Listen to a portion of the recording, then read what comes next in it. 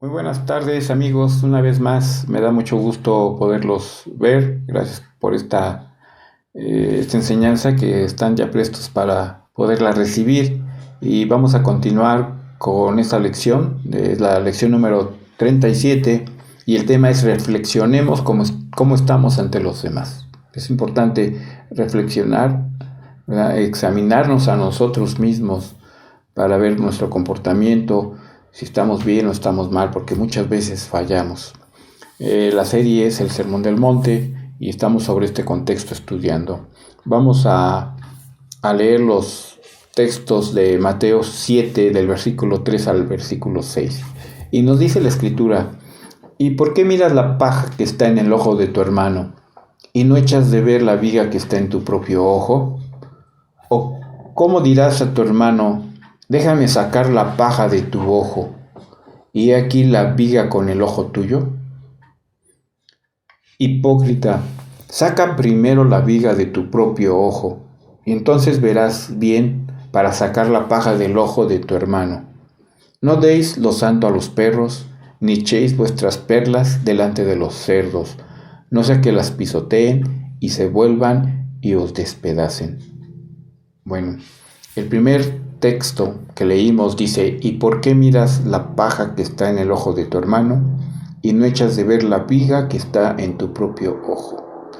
Y el segundo que leímos dice: o cómo dirás a tu hermano: déjame sacar la paja de tu ojo, y he aquí la viga en el ojo tuyo. Aquí Jesús describe en estos versos la imagen de un hombre con una viga o con un tablón de madera en su ojo. Y aquí Jesús está empleando, hermanos, una hipérbole con sarcasmo. ¿Qué es una hipérbole? Es una exageración. ¿Para qué?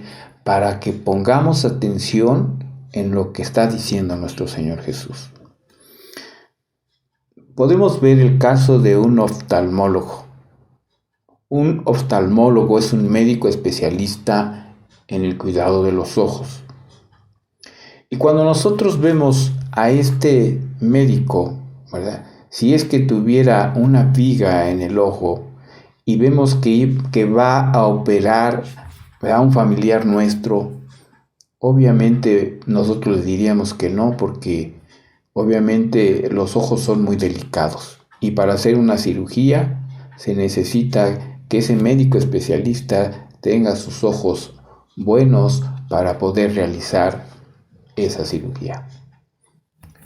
Nos dice la escritura: ¿acaso puede un ciego guiar a otro ciego?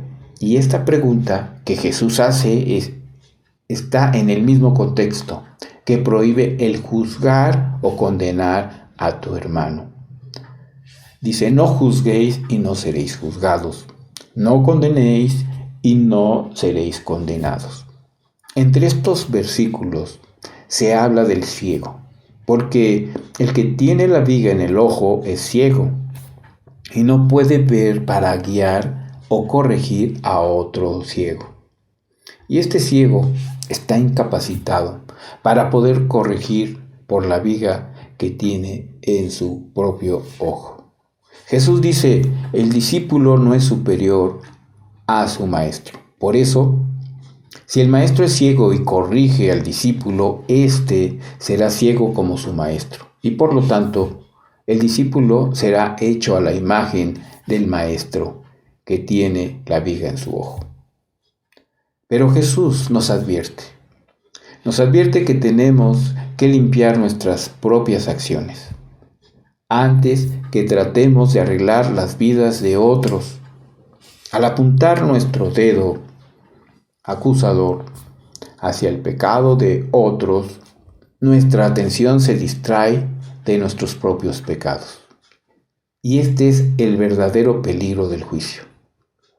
Si todos somos pecadores, debemos trabajar juntos como una familia para vencer nuestros pecados, porque todos tenemos pecados. Debemos concientizar que los únicos pecados de los cuales tenemos control son los nuestros. Por eso deberíamos poner toda la atención en tratar con ellos. en vez de mirar los defectos de los demás. Hay un refrán que dice: no tiene boca con qué hablar.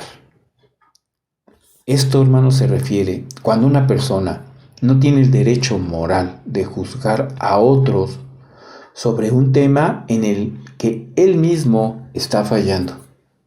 Por eso, debemos asegurarnos, primero, de tener buen testimonio moral para hacerlo. También debemos hacerlo pensando en el bien del otro, con amor, con mansedumbre, con misericordia, para darle la oportunidad de rectificar. En Mateo 7:5 dice: hipócrita, saca primero la viga de tu propio ojo y entonces verás bien para sacar la paja del ojo de tu hermano. Jesús, hermanos, aquí no está prohibiendo que saquemos la paja del ojo del hermano. Pero primero que todo, debemos tener una actitud correcta hacia nuestros propios pecados. Primero, vernos a nosotros. Seamos como el publicano que dijo: Dios, sé propicio a mí, pecador. Él se examinó antes y se veía un pecador. Creo que cada uno de nosotros debemos vernos así. Dios, sé propicio a mí, pecador. Lo haremos, hermanos, si somos pobres en espíritu, porque entonces ellos sí verán el reino de los cielos. Y recordemos que estamos estudiando el Sermón del Monte, porque empieza con las bienaventuranzas. Y estas bienaventuranzas son estas. Por eso Jesús les dice a sus discípulos: bienaventurados los pobres en espíritu, porque de ellos es el reino de los cielos. Tenemos nosotros que bajarnos, hermanos, que somos pecadores. Sí, somos redimidos por Jesús, por ese sacrificio vivo y santo. Pero eso no quiere decir que tengamos pecado en nuestro diario andar, porque muchas veces pecamos. También debemos ser como la mujer, ¿verdad? Que estando ahí con nuestro Señor Jesús, ella lloraba y regaba sus lágrimas en sus pies del Maestro y enjugaba con sus cabellos sus pies.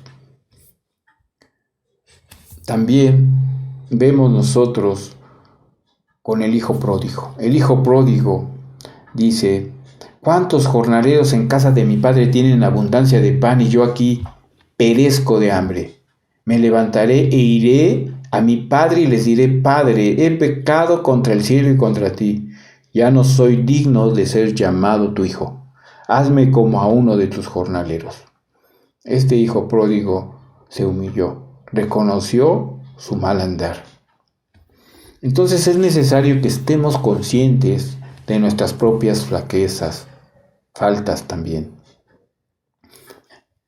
Pablo le dice a los romanos, ahí en la epístola de los Romanos, capítulo 2, del versículo 17 en adelante, dice: aquí tú tienes el sobrenombre de judío y te apoyas en la ley y te glorías en Dios y conoces su voluntad e instruido por la ley apruebas lo mejor y confías en que eres guía de los ciegos, luz de los que están en tinieblas, instructor de los indoctos, maestros de niños, que tienes en la ley y la forma de la ciencia y de la verdad.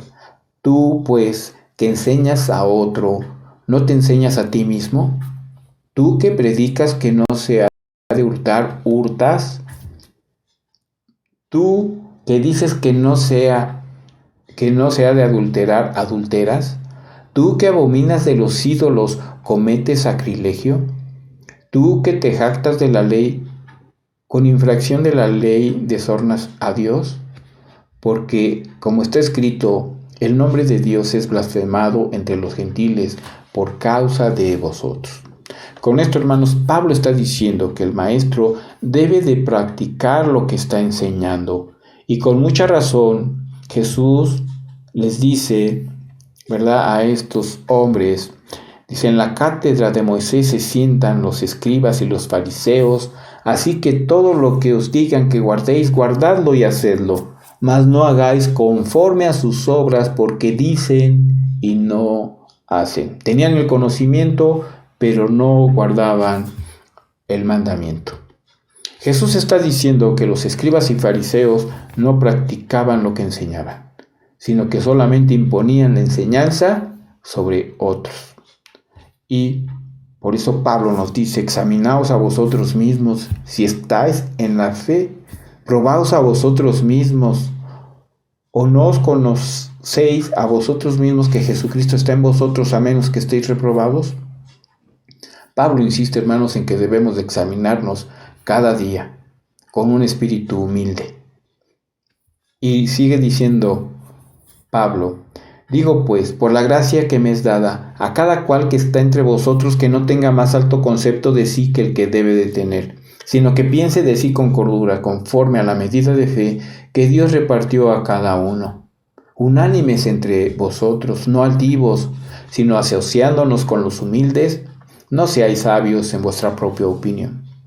Hermanos, no tenemos nosotros de qué jactarnos.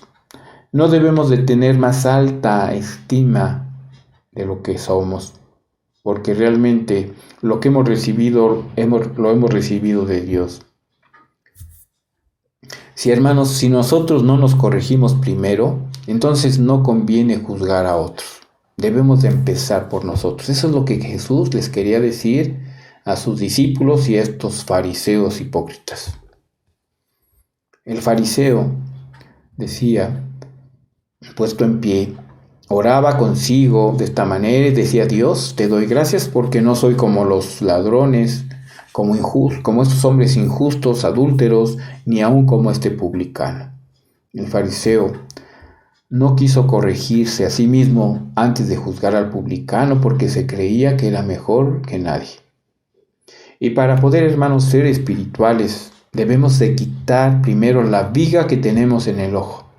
En Gálatas 5, 19 al 21 nos dice: y manifiestas son las obras de la carne, que son adulterio, fornicación, inmundicia, lascivia, idolatría, hechicerías, enemistades, pleitos, celos, iras, contiendas, disensiones, herejías, envidias, homicidios, borracheras, orgías y cosas semejantes a estas, acerca de las cuales os amonesto, como ya os lo he dicho antes, que los que practican tales cosas no heredarán el reino de Dios.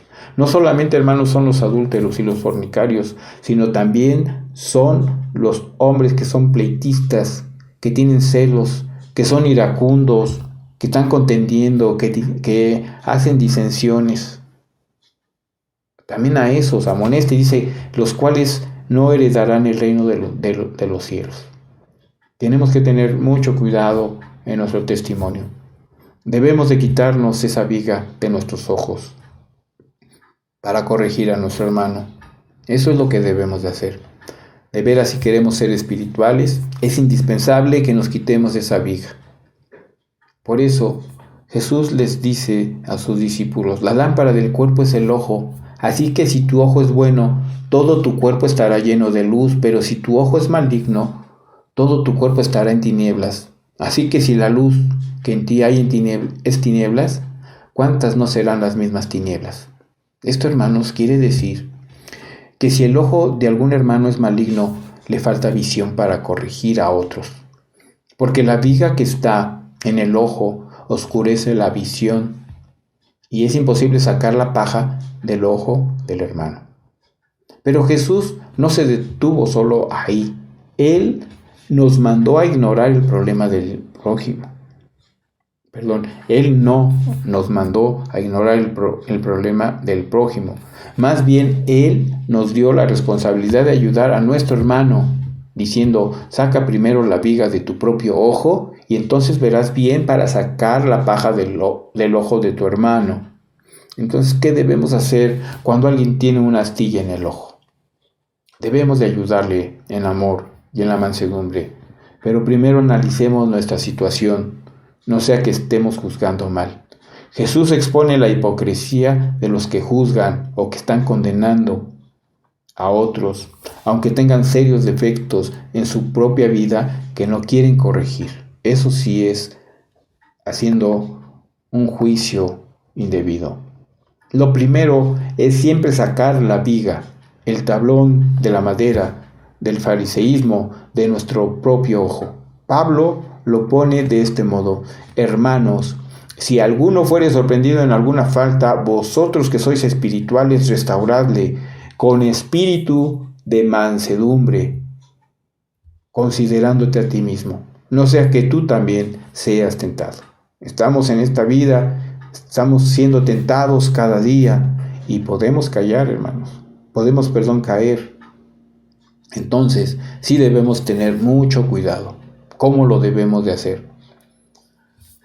Dice Pablo, ustedes que son espirituales, se refiere a estos hermanos que tienen pruebas del fruto del Espíritu, de ese amor, gozo, paz, paciencia, benignidad, bondad, mansedumbre y templanza. Contra tales cosas no hay ley.